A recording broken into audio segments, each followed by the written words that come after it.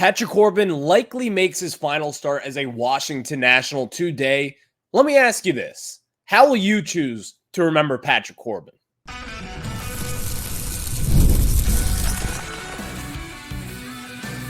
You are Locked On Nationals, your daily Washington Nationals podcast, part of the Locked On Podcast Network, your team every day.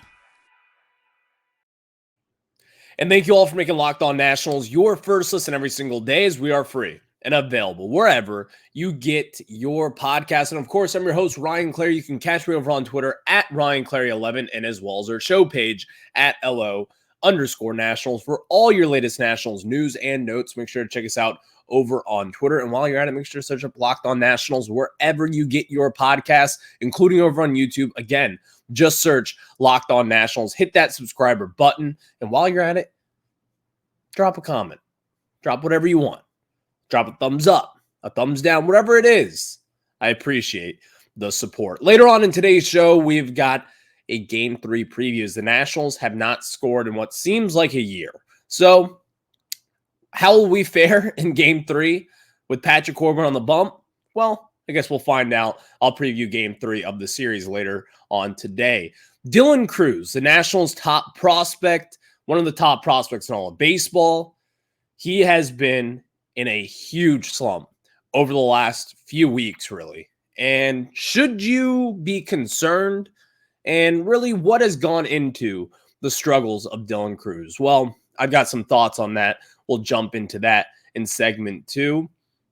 Patrick Corbin, though, one of the weirdest tenures in all of baseball as a Washington National. How should you remember Patrick Corbin? I'm going to remember Patrick Corbin as the guy who won us a World Series. I'll get into that, but this episode is brought to you by Booking.com. Booking.com, the right stay can make you a fan of any city, even your baseball rivals. Book today on Booking.com, the official accommodation partner of Major League Baseball. Get the Booking.com app today. Speaking of today, Patrick Corbin likely makes his final start as a Washington National. Back before 2019, when Bryce Harper walked, the Nationals, they signed Patrick Corbin before Bryce Harper officially walked away from the team, but they signed Patrick Corbin to a 6-year, $140 million deal, right around 25 AAV over the course of 6 years. Well, in 2019, Patrick Corbin was your third best starting pitcher, someone who was in the Cy Young race at one point, finished 11th in the Cy Young race in the National League that year, 33 starts, had a 3.25 ERA, 202 innings pitched, 238 strikeouts as well, had a 3.49 fielding and pitching, a 1.183 whip. He had only 7.5 hits per 9. And ever since then, it has not looked good. But how will you choose to remember Patrick Corbin? I will choose to remember Patrick Corbin as a Nationals legend. And yes, I said that correctly. Over the course of his 6 years with the Nationals, his ERA is at a 5.11. It's not good. We know that. We understand that. You've seen Patrick Corbin pitch for years and years and years. We know what the expectation now every 5 days is.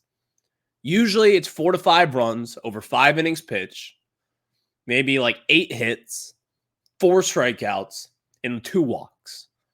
That's typically what his stat line is.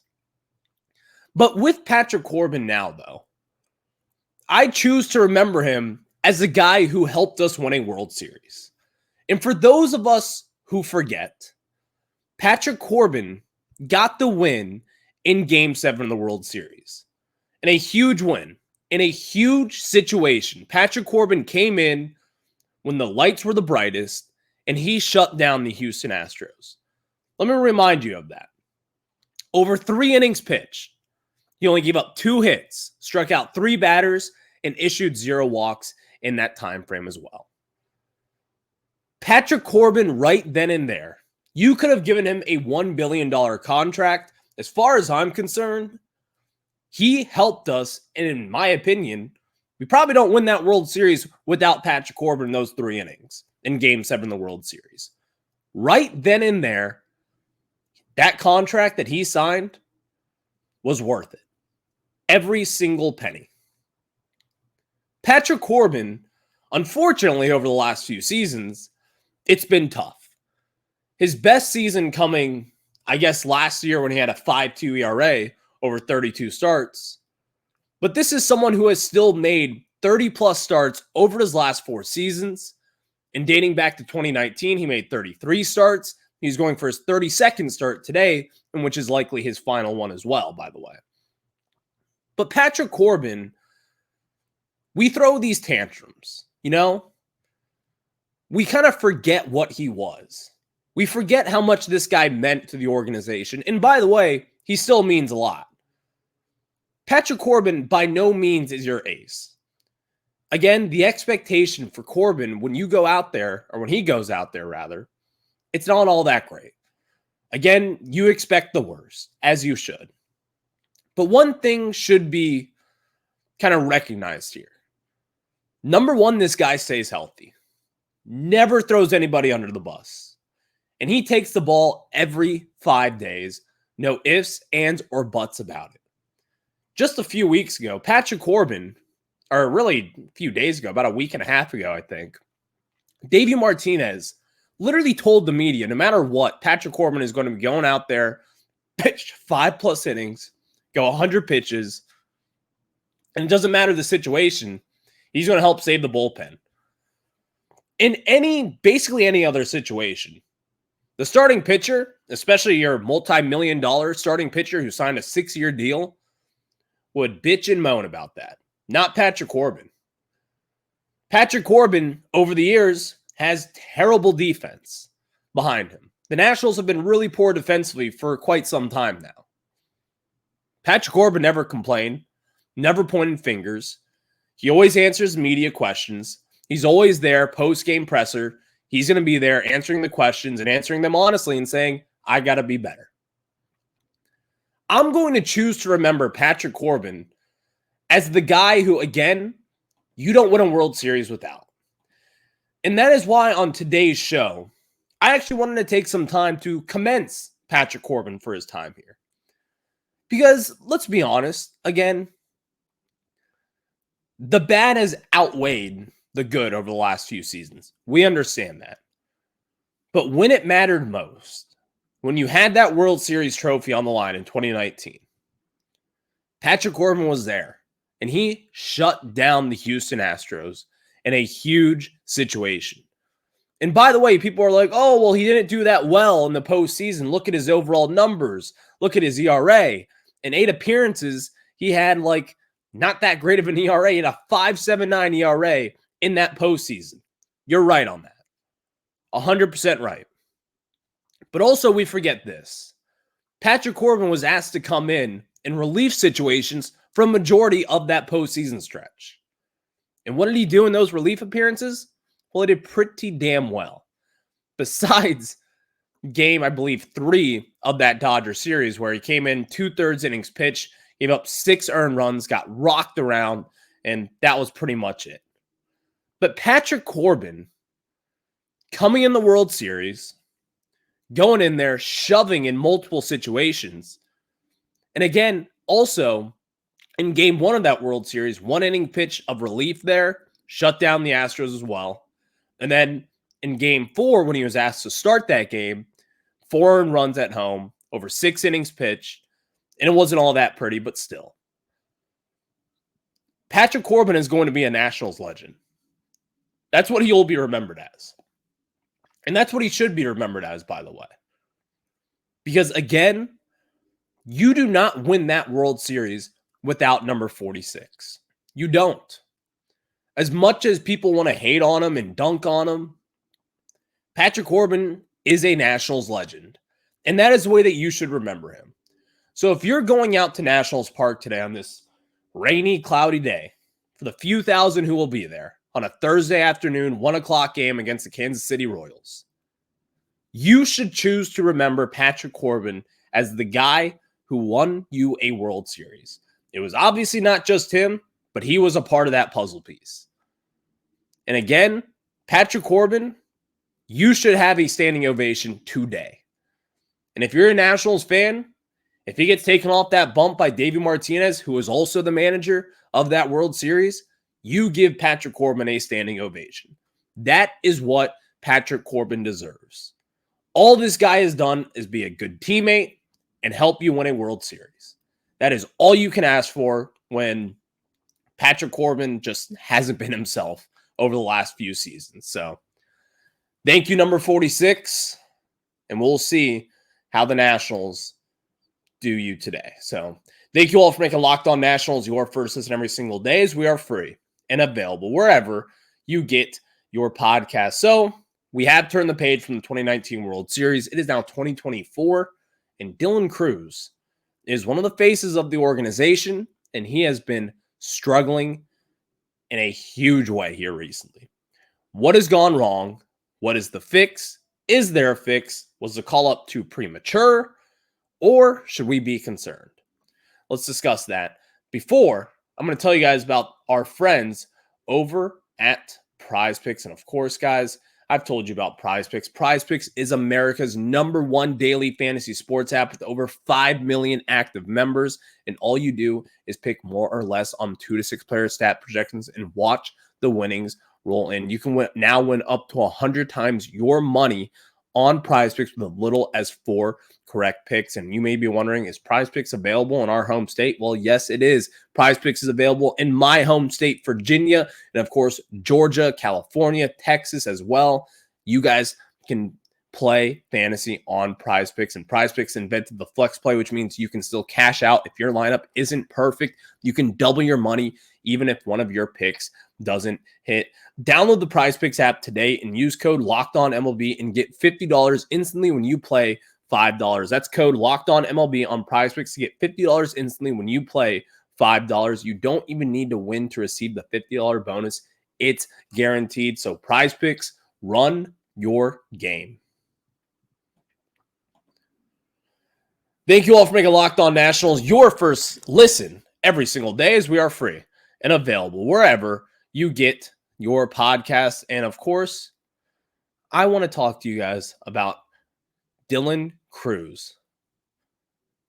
Dylan Crews right now, sitting here today, has been struggling immensely in a huge way. Should you be concerned?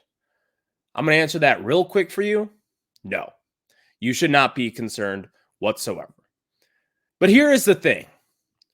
I do think at this point in time, when you're talking about Dylan Crews, let's get into the numbers here, because the month of September has not treated him well at all. Over his last 22 games, he is batting .167, has a .237 OBP, a .226 slug, and a .463 OPS. Only 1 home run, 8 walks, 19 strikeouts, which is pretty high considering Dylan Crews' strikeout rate overall to start the season. And Dylan Crews just doesn't seem like himself. I did see this one video, though, yesterday, and I was kind of searching through Twitter, seeing what people were saying about Dylan Crews at a national level, and really not much, but I did come across this one video. If you look at Dylan Crews' swing at LSU, where he batted over 400, was one of the best college hitters ever, there was a lot more loft in his swing back in college than what it is now. And he was pointing to his hand movement. And I think back to this. When I was watching Dylan Crews in college, it reminded me a lot of Anthony Rendon when he was good with the Nationals, by the way. Not right now. The quick hands, quick to the bat, can turn on anything and everything. That's what Dylan Crews reminded me of when I was watching that video. And now today, you see him with the Nationals. He kind of has more of a flat arch where he's trying to drive the baseball, which is fine, by the way. But I think Dylan Crews, at this point in time, kind of has a little bit of a mechanical issue. Something just seems off with the way that he is swinging the bat and the way that his approach is as well. There has been no secret to Dylan Crews at this point. The recipe to get Dylan Crews out, it is out there in public. You throw him breaking balls. You throw him off-speed pitches. You do not give him a fastball. And that is what has happened.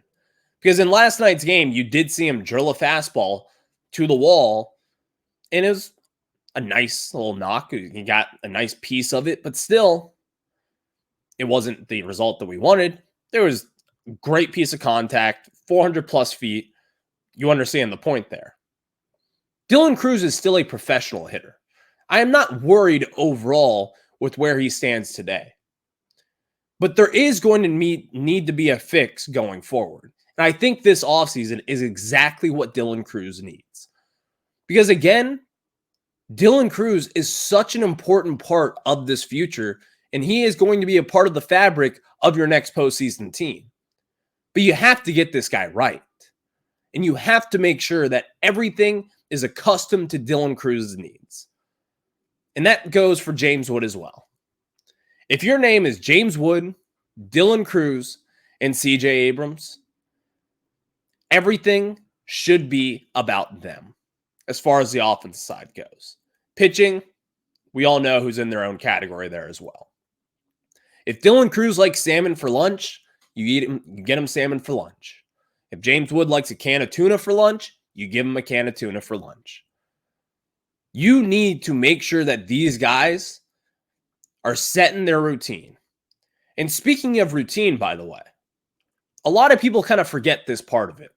Playing every single day is a huge adjustment. And that is a big part of being down in the minor leagues, playing 6 times a week. You have to get accustomed to that routine. What it looks like walking into a ballpark. What do you do from 2 p.m. all the way up until first pitch at 6:45? What are you going to do at 2:30? What will you do at 3:30, 4 o'clock? When will you take BP? How will you approach BP? When will you eat your pregame meal? All these things that we don't really kind of sit back and think about are real issues and real things that prospects, and especially new prospects and younger prospects, need to be adjusted to. I think Dylan Cruz is kind of caught in that at this point in time. That is why you see his mechanics are all out of whack a little bit, you could say. So overall, I'm not concerned with where Dylan Cruz is. I think Dylan Cruz will be just fine. But going forward, I'm not expecting Dylan Cruz over these last 5 games or 4 games here in town. I'm not expecting huge, crazy numbers from him. I just can't at this point. And maybe the Nationals aren't doing the best of job with kind of managing him, maybe giving him a day off. Maybe that comes today at this point. I don't know. But Dylan Cruz, he just doesn't seem like the Dylan Cruz that we have seen in years past. And I don't know what to make of it overall, but I can tell you this. You shouldn't be overwhelmingly concerned. So thank you all for making Locked On Nationals your first listen every single day, as we are free and available wherever you get your podcast. Next, let's preview the Nationals and the Royals as the Nationals try to score a run today. Maybe, as their offense has been just putrid over the last week. I mean, it has been a tough show for the Nationals, but today you've got Patrick Corbin going up against pretty damn good pitcher with Michael Wacha. So we'll see what the Nats can do. But before that, let me tell you guys about some of our very good friends over at Booking.com. And of course, this episode of Locked On Nationals is brought to you by Booking.com. Booking.com. Yeah, and explore those U.S. cities you always secretly wanted to learn more about. And of course, maybe it's Baltimore as they are in the postseason. Well, you can check out Booking.com that has hotels, bed and breakfast, vacation rentals, resorts, and so much more on Booking.com. You might just find your perfect stay even in your baseball rival city. And of course, with Booking.com's wide variety of choices across the U.S., you can go incognito to all your baseball rival cities. Wear that Trey Turner Nationals jersey up in Philly. I promise you that when they're in the postseason, wear that Nationals jersey. Remind them that he has won a World Series in DC here. And of course, Booking.com delivers exactly the right U.S. stay for you. And Booking.com can help you book a stay that's close to your home teams or rival stadium. Because again, the Nats are out of the postseason. You can go up to Philly. You can control some Philly fans if you want with our friends at Booking.com. No matter what team you're rooting for, this postseason booking.com will make you a fan of any U.S. city. And again, even Philly, you can have a steak and cheese joint right next to your hotel. Booking.com will have you covered. And of course, the right stay will make you a fan of any U.S. city, even your baseball rivals. Booking.com, booking.yeah. Thank you all for making Locked On Nationals your first listen every single day, as we are free and available wherever you get your podcasts. And of course, we get caught up here in the action of Patrick Corbin's final start, likely as a Washington National. And let's get into this preview real quick, and then I'm going to kind of get into some postseason races as the Mets and the Braves have some serious drama going on here with them over the final week of the season. So they're in a postseason race right now with a couple different teams, but we'll discuss that a little bit later on. Will the Nationals provide run support in Corbin's final start? Well, you're going up against Michael Wacha, who in my opinion is probably the Royals' best pitcher over the last few games here. Over his last 7 starts, he's got a 2.66 ERA and 40 2/3 innings pitched. He's got 44 Ks, a 111 whip, and even then, dating back to even middle of the summer, his last 15 starts, he's got a 2.64 ERA, 88 2/3 innings pitched, and 82 strikeouts, 81 hits given up, only 26 earned runs, and 23 walks as well. Here's what to expect in Michael Wacha. He's going to throw strikes. And for a team that's struggling offensively, by the way, that is not a terrible thing. You need to attack the zone. When Michael Wacha gives you a fastball in the zone, you better be swinging, especially if your name is Dylan Cruz, especially if your name is James Wood as well, Jose Tena, Luis Garcia Jr. Someone has to break out at some point in time because the Nationals' lack of run streak that has been going on now for multiple games here has been absurd. It is up 30 plus innings at this point. Something has got to give. And again, you look at the numbers here and you're like, well, it's not going to happen against Michael Wacha because if you can't get hits off the guys of the previous days, you're not going to get one off Michael Wacha. Well, I don't know. I'm just trying to talk some sense into this team at this point. Because I also just want to have some run support. Like, why can't Patrick Corbin just have a day of his life? Those 7 innings pitched, 1 earned run. The Nationals put up 7 runs in the first 4 innings, give him all that cushion, and maybe just throws out there and goes 7 innings pitched, 1 hit given up, 0, or like whatever it is. Why not the Nationals today? That's what I think about as we enter Patrick Corbin's final start. But as we mentioned, the wild card races are heating up, and the Mets and the Braves, they have been in a little bit of a dogfight here as the Diamondbacks and the Mets are tied for that final spot, entering the final stretch of the season. Well, if you didn't know, the Mets and the Braves series, well, final 2 games, they have been postponed due to the hurricane will be hitting Atlanta over the next day or so with rain and high winds. It's going to be nasty out there. But the Atlanta Braves, they still sit at 1 game back from the Diamondbacks and as well as the Mets. If the Mets can't win their final series coming up here, and if they can't pull away, you will have a doubleheader between the Mets and the Braves on Monday to decide that final spot, and also to decide the fate of the Arizona Diamondbacks as well. That is a pretty tough ask, if you ask me. I don't know what to expect with that because, again, the wild card round starts on Tuesday. If you have 2 games on Monday and a doubleheader, by the way, imagine all the bullpen guys that you're going to have to use. You're going to have to use 2 starting pitchers as well. And then you go into a wild card series where you're going to need all the help that you can get. For both of those teams, which, by the way, I don't feel bad for since they're in the NL East here, but that is a tough ask.